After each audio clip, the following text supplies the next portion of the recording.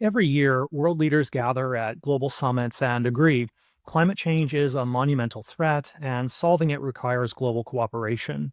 The benefits of success, a stable climate, a secure future, are enormous for everyone. And yet, year after year, progress is agonizingly slow. Why? If cooperation offers the best possible future for the entire world, what's holding us back? It's not necessarily greed or a desire to exploit others, like in the prisoner's dilemma. And it's not a high stakes showdown like the game of chicken. Often it's something more familiar and far more frustrating, the fear of acting alone while others do nothing. This challenge, where the greatest prize depends on mutual trust, is the core puzzle of a game we're exploring in this video, the Stag Hunt.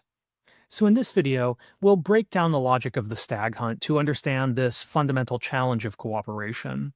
And we'll see how it helps us make sense not just of climate politics, but of alliances, arms control, and many of the collective action problems that shape international relations today. The stag hunt gets its name from a parable told by the 18th century political philosopher Jean-Jacques Rousseau. He imagined a group of hunters in a forest with two options. They can work together to hunt a stag, a large beast that would provide plenty of food for everyone.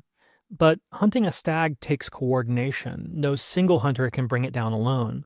And if just one person leaves their position, the hunt fails and the stag escapes. On the other hand, each hunter has a safer alternative. They can break off and chase a hare, a smaller animal they can catch by themselves. But here's the catch. If you go for the stag and someone else goes for the hare, you end up with nothing. The hare hunter gets a meal and the stag hunter goes home hungry. So what do? Do you take the risk, trusting that others will stick with the plan? Or do you play it safe, even if it means giving up on the larger possible reward? That's the core of the stag hunt. Its best outcome requires mutual trust, but the fear of being left out can lead everyone to settle for less. And unlike the prisoner's dilemma, there's no temptation to betray for personal gain. There's only fear that others might not hold up their end of the deal. It's a different kind of dilemma, one rooted in coordination, not competition. And as we'll see, it shows up all the time in international politics. Let's take Rousseau's story and map it onto a payoff matrix. Each player has two choices. They can hunt the stag, which gives the highest payout, but only if both players do so. Or they can hunt the hare, which is a safer solo option that gives a modest but guaranteed return. Let's assign simple rankings to each of those outcomes using the same 1 to 4 scale we've used in other videos, where 4 is the most preferred outcome and 1 is the least. For both players, hunting stag is the best possible outcome. They trust each other, cooperate, and both succeed. For both players, hunting hare is the safe, play it cautious outcome. They don't coordinate, but neither goes hungry.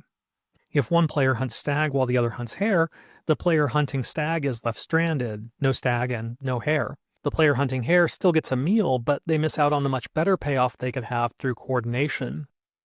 Now, here's what makes the stag hunt different from the other games we've studied. There's no incentive to betray the other player like in the prisoner's dilemma, and there's no contest of nerve like in the game of chicken. Instead, this is a game about assurance. I'll go for the stag if I believe you will too, but if I'm not sure you're in it with me, I'm better off going for the hare. The game has two Nash equilibria, one at stag-stag, the best outcome but requires trust, and one at hare-hare, the safer fallback option but worse for everyone. The stag-stag equilibrium is Pareto optimal. It's the best outcome for everyone, and no one can be made better off without making someone else worse off. The hare-hare equilibrium is safer, but clearly inferior. The entire game hinges on assurance. To get the best outcome, you don't need to coerce the other player, you just need to trust them. You must be assured that they're committed to the collective goal. If you fear that they'll get spooked and chase the hare, it's rational for you to do the same. To really understand what makes the stag hunt unique, it helps to compare with the other two games we've already studied, the prisoner's dilemma and the game of chicken. All three are 2-2 games. All involve interdependent decisions, but each game has a very different logic behind how and why cooperation breaks down. In the prisoner's dilemma, the danger is temptation. Defecting is always your best move, no matter what the other player does. So even if both players want to cooperate, self-interest leads to mutual defection. In the game of chicken, the danger is overconfidence. Each side wants to stand firm and force the other to yield. If no one backs down, everyone loses. It's a conflict of resolve and credibility. But in the stag hunt, the danger is hesitation. The fear that the other side won't cooperate makes each player want to pull back. There's no greed, no bluffing, just a lack of assurance. This is what makes the stag hunt an assurance game. I don't need to outsmart you or outlast you. I just need to trust that you're going to do what's best for both of us. And that's a very different kind of challenge, because in assurance games, the main obstacle to cooperation isn't a bad actor, it's a lack of coordination, communication, or shared expectations.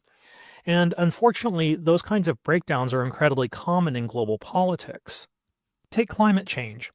Almost every state recognizes that the world would be better off if someone took serious steps to reduce emissions.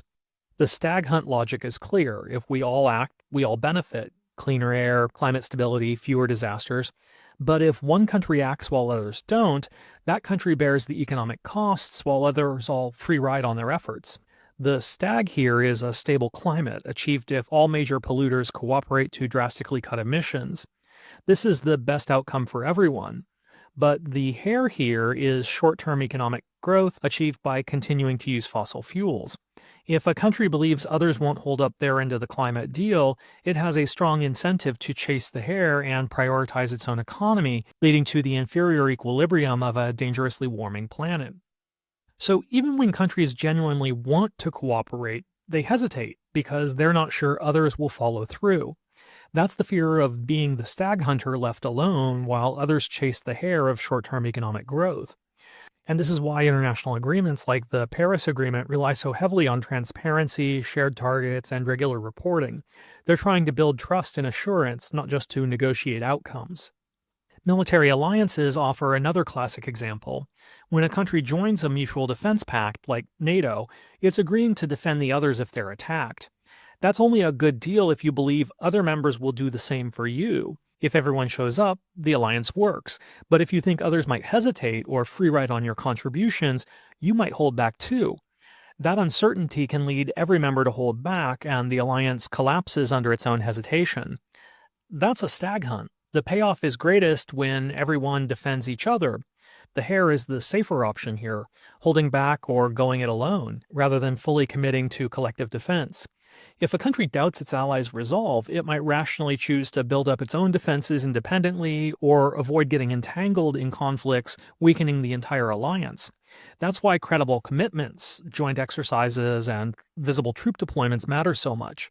They build assurance and make it harder for members to quietly sit out.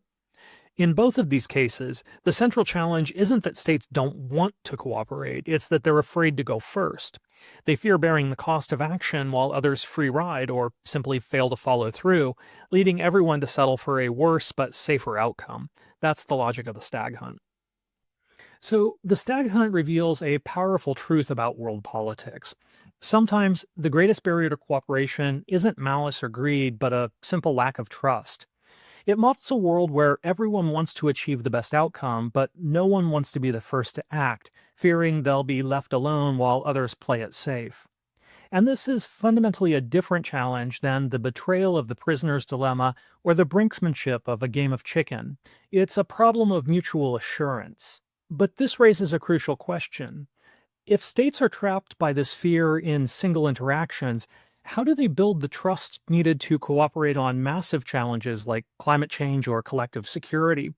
What allows them to finally choose the stag? The answer lies in the fact that countries don't just interact once, they interact over and over again. In our next video, we'll explore this shadow of the future, the power of repeated games, reputation, and international institutions, and how they can help build the trust and assurance needed to solve these collective action problems. As always, please leave any questions you have in the comment section below, and thanks for watching.